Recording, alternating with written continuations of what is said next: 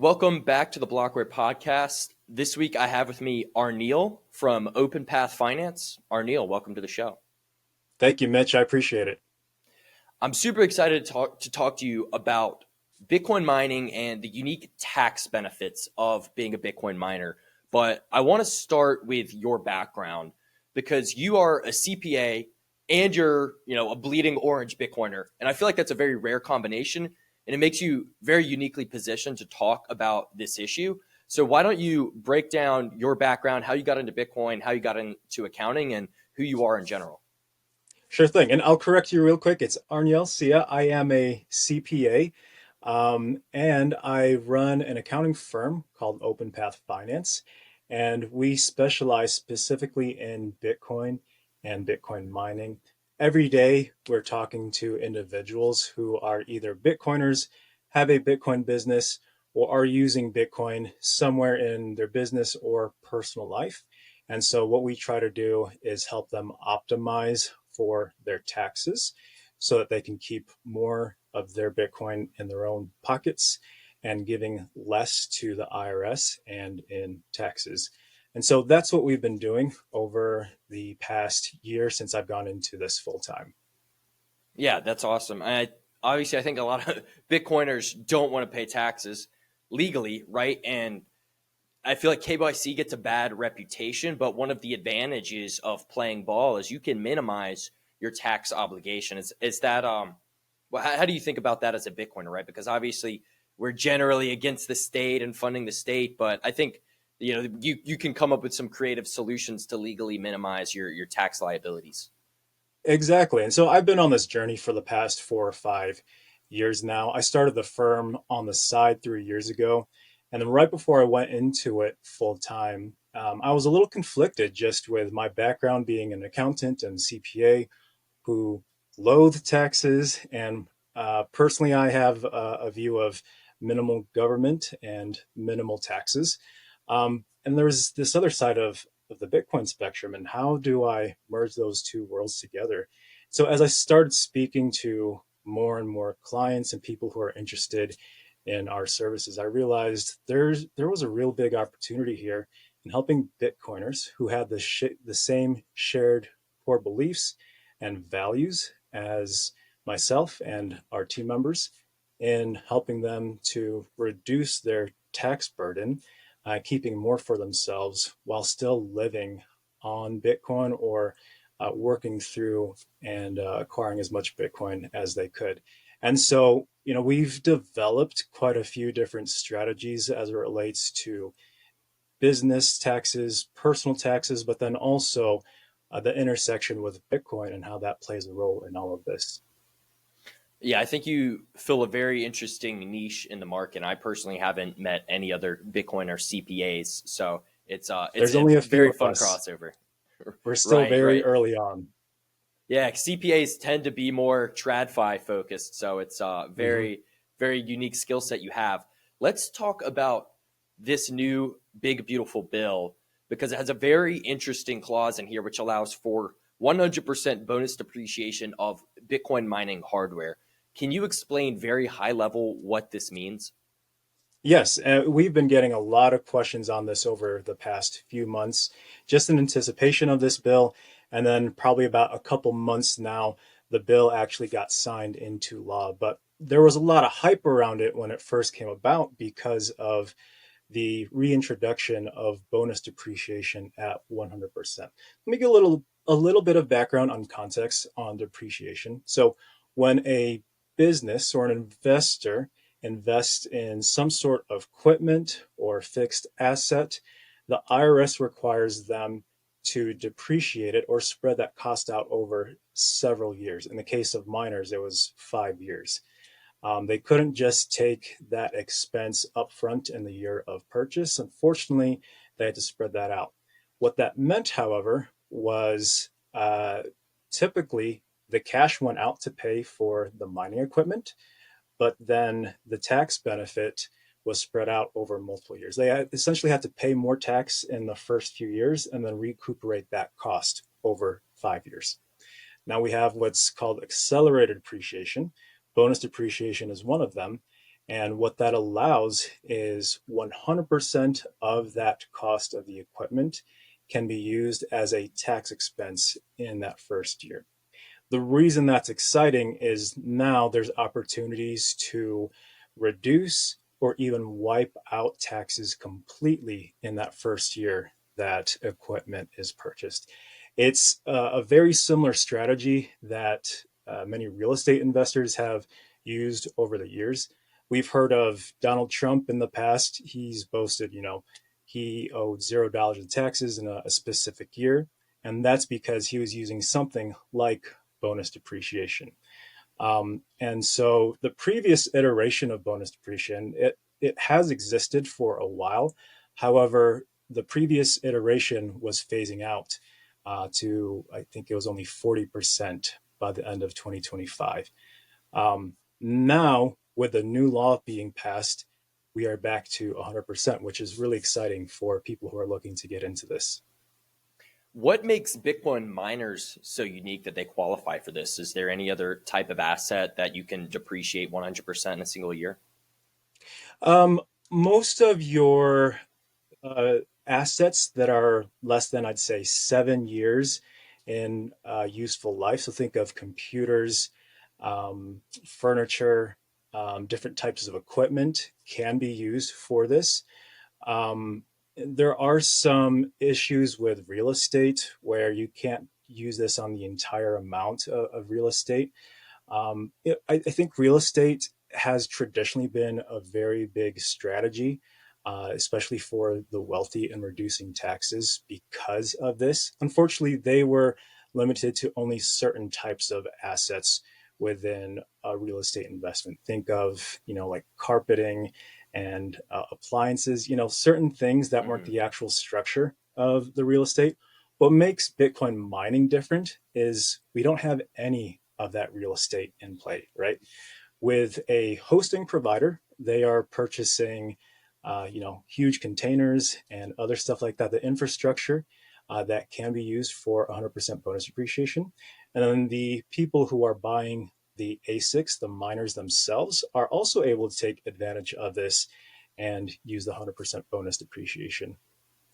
Yeah, I think that's where this gets really unique because for a hosted client, someone mining with Blockware, their only capital expense is the miner themselves, Mm-hmm. which could be 100% written off, which is also generating like a anywhere from a 40 to 60% return every single year. So there's not really any other asset that kind of fills both of these niches.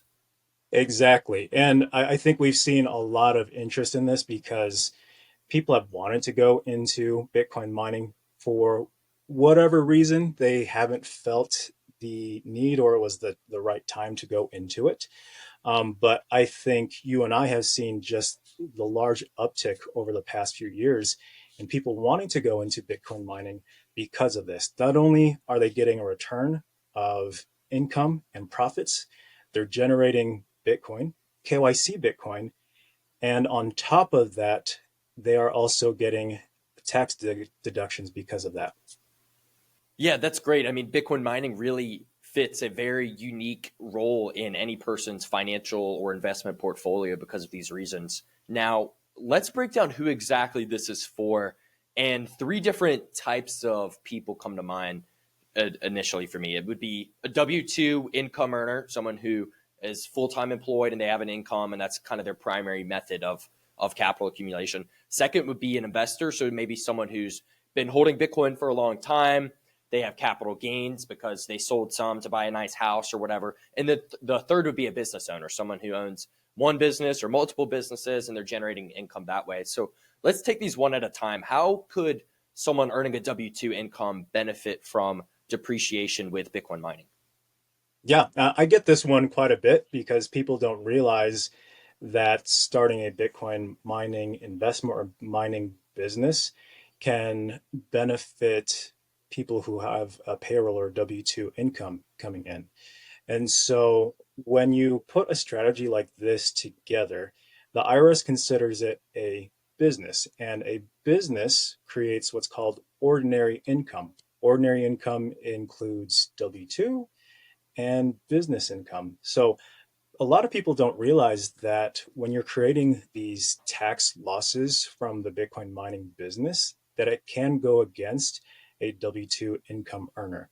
A good simple example of this is, let's say someone's making $100,000 a year from their employer, from their W-2 job. Um, if they have $100,000 in miners that they purchase, they would then create a $100,000 tax loss, which would then cancel out their W-2 income. And effectively, they would owe zero taxes for that year. Now, there's a lot of other things behind the scenes that are going on when it comes with the tax calculation, but in essence, that's essentially what's happening and how W-2 earners can benefit from this. So let's say someone's earning a W 2 and they've been paying income tax automatically, instantly deducted all year long. There's a scenario where they could purchase these miners that are generating Bitcoin for them, and then through this depreciation, actually get a refund next year because they've already kind of paid into the system. Exactly. Yep. And so the way that the IRS calculates those taxes, you fill out your tax return at the end of the year, and they calculate how much that you actually owe based off of all the income and activities that you have. All throughout the year, let's say it is $0 for this individual. All throughout the year, this person would have been paying through their payroll withholdings. And so if it was $10,000 by the end of the year, they'd get all of that back as a refund. Yeah, that's an So incredible outcome where it, they yeah. It is, yeah, it is. They've seen all this money come out of their paychecks, which I know it's super frustrating to see that money coming out. But getting that refund can also be a nice little benefit there at the end of the year. Right. And it lowers your hurdle rate for the investment too. If you think about you sink $100,000 into Bitcoin mining hardware, which it's not a sunk cost because those machines do carry resale value. But if you're trying to use these miners and the income they produce to recoup that $100,000, well, if you get, 20 or 30K back from the IRS off the rip, now all of a sudden your hurdle rate Hmm. is only 80 or $70,000 instead of the full 100,000. Yeah, exactly. Now, let's move on to your next scenario of the Mm-hmm. business owner because it is very similar. A business owner that has $100,000 of profits in the business. The same scenario, their income would be wiped out to $0 if they had purchased $100,000 of miners. But here's the kicker: business owners are unfairly taxed the most in the US. They have to pay what's called self employment tax, which includes Social Security and Medicare taxes. That's an additional 15.3% a business owner has to pay per year. And so, for people who are earning that type of income, this strategy can benefit them even more because of those extra taxes they would otherwise have to pay. Man, that's crazy. It's like they're trying to Mm-hmm. disincentivize people from creating businesses and creating value for the world. Yes, exactly. Yeah, well, that's exciting. So this is very applicable to business owners. Now, what about let's take this W two person for example. Do they need to create an LLC or an S corp to take advantage of this? What's the legal structure needed for this? Yeah. So I advise most of my clients to form an LLC. Now, the LLC, another misconception is the LLC does not have any tangible tax benefits right off the bat. The LLC is what's called a disregarded entity. So essentially, the IRS views someone who owns an LLC, um, they view the business one as the same as the person. So um, whether someone has an LLC or not, it's going to be taxed exactly the same. The benefit of an LLC, however, is one, there's legal protection, where if there's any someone sues the company, there's some sort of liability, which I think the risk is low in a Bitcoin mining business. You never know, of course, what the risks are, the full risks are out there, but it provides you that legal protection. But then also considering getting bank accounts, credit cards, or even creating a Bitcoin exchange company account, many of these places do require you to have some sort of incorporation document to prove that you have a legitimate business. So it just makes running the business a lot smoother and easier too. Yeah, that makes sense because especially if you start to scale a mining operation, you go from Hmm. 5 host of miners to 10 to 20 to 50 to capitalize on all these benefits, you're going to probably need some sort of LLC structure just Exactly. to decrease the friction. Now, what about capital gains? Because I believe this is a little different. It's not a direct offset. So can you elaborate? Let's create an example. Let's say someone bought one Bitcoin for $50,000 and they sold it for $100,000 and they have a $50,000 capital gain there. What could they possibly do with mining to decrease the tax burden on that? Yeah. So, as I said before, a business creates what's called ordinary income. There's three main buckets of different types of income, and they don't typically interact with each other. What I mean by that is, let's take the case of someone who has tax losses from a business. That's called an ordinary loss. Unfortunately, ordinary losses can only offset ordinary income. So, what that means is if you have a business that has losses, it can only reduce the other income, such as W 2 income or business income. What it can't do is affect what's called capital gains income, and that's the buying and selling of appreciable assets. So the three main buckets again are ordinary income over here. You have passive income. Think of that more as real estate. And then you have capital gains. And unfortunately, they can't mix with each other. Now, this strategy doesn't directly reduce the taxes of someone who does have capital gains, but the way that the calculation for capital gains works is you have 0, 15, and 20% long-term capital gains rates.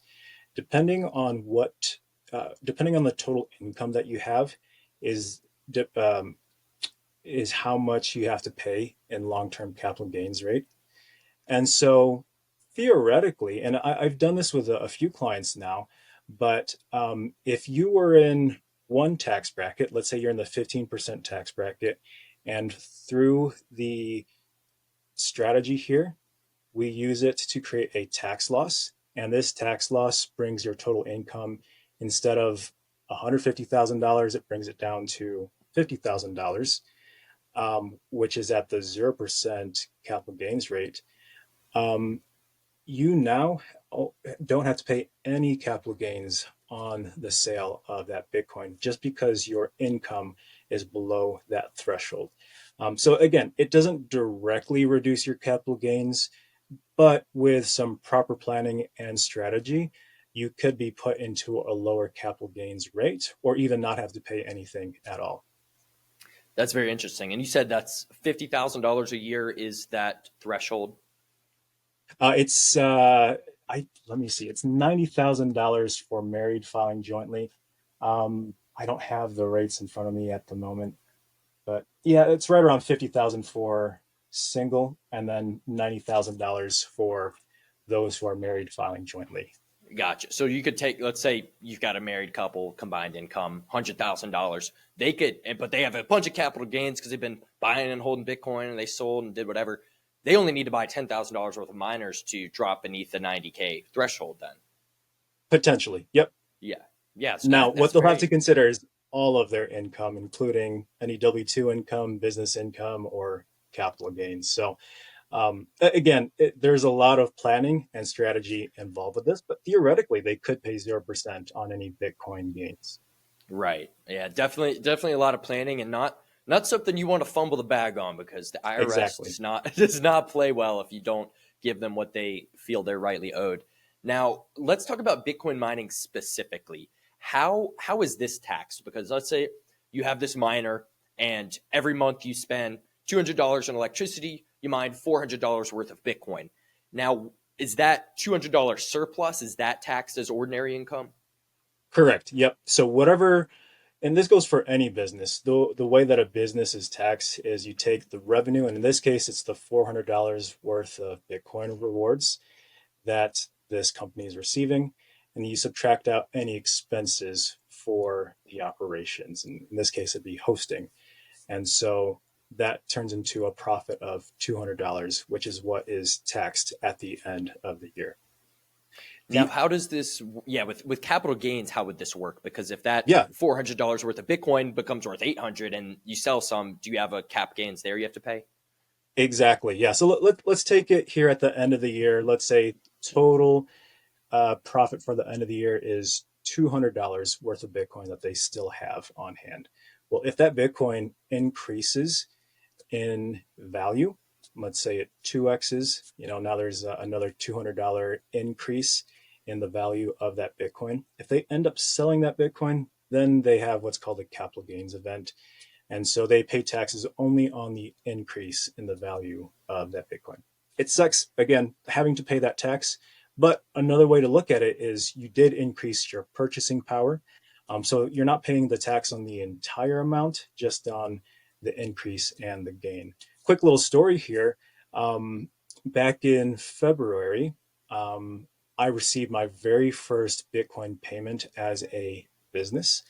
And then today, I end up having to sell some Bitcoin to pay for business expenses, including that very first Bitcoin payment that we did receive. It was bittersweet. However, I looked back and we essentially increased our purchasing power by 16% to pay for those business expenses. That is another thing that I think people will need to reconcile with as they go into Bitcoin mining as a business, because I think for a lot of us in the space, we've been conditioned to never sell your Bitcoin, right? I think there's a lot of merit to that, especially when it comes to personal finances. But in the scope and in the situation of a business, um, you know, uh, Bitcoin will need to be bought and sold at some point in the life of that business. And that's completely okay, right? And I think if you're doing it properly, Bitcoin will work as intended and help you to preserve and even increase your purchasing power as you're going about and trying to create these profits and the revenues and income streams that you want from this.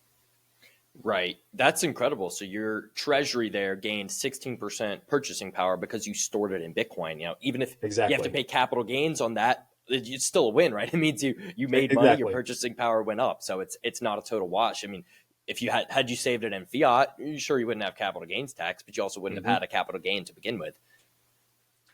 Yeah, exactly. And so it was a good reminder to myself today that, hey, I'm ahead still. Right. Yeah, the whole never sell thing is interesting. I used to definitely beat that drum, but Hmm. the more I've been in Bitcoin, the longer I've been around, it's there is merit in exchanging Bitcoin for goods and services to invest in a business or to increase your quality of life. Like I would never say, sell Bitcoin and just hold dollars because dollars are going to be great to hold for the long term. That would be foolish. But if you're selling Bitcoin to buy your family a house or to start a business and operate the business and do these sorts of things, like that's perfectly noble, and that's how we move towards this world where we actually have a bitcoinized economy and a world built on sound money. Exactly. And I think that brings it back to, why are we in Bitcoin in the first place? Why are we doing Bitcoin mining as a business, or why are we holding Bitcoin? I think for many of us, there's many different reasons. Each of us have our own reasons and our own goals. But I think as I've been going about and building this business, it's been a great reminder to me of why exactly am I in this in the first place. If it's merely just to accumulate as much Bitcoin, I think there's definitely merit in that, but it's not the full story, right? There's other things that people want to get into, whether it's, saving for a house, saving for their children, or retirement. And so bring it back to what you're doing. And I think that will help you go a long way as you're going through and building the business out. Yeah, I think it's important for every Bitcoiner to reflect on that because it doesn't do you any good if you pass away and you have all this Bitcoin, right? You can't take it to the grave, can't bring it to the next Exactly. life. So at some point, we all have to run our own personal calculus to see what makes sense for us and the life we're trying to achieve. Exactly. Well, Arnil, I really appreciate you taking the time to break this all down for us because I'm not a CPA and some of this is very complex and I've been in Bitcoin mining for a couple years. So hopefully the audience gained as much value as I did. Where can we send them to get in contact with you and evaluate their own personal Bitcoin financial and tax situation? Yeah, of course. If you want to get in contact with me or you need help with Bitcoin taxes or accounting, feel free to reach out to me. I'm on X at Arnielcia or just look up Sovereign CPA on there and you can DM me. I'd be happy to talk with you. All Thank you. Everyone listening, make sure to like, subscribe, and go check out Arnil. Thank you, Arnil. right, thanks, Mitch.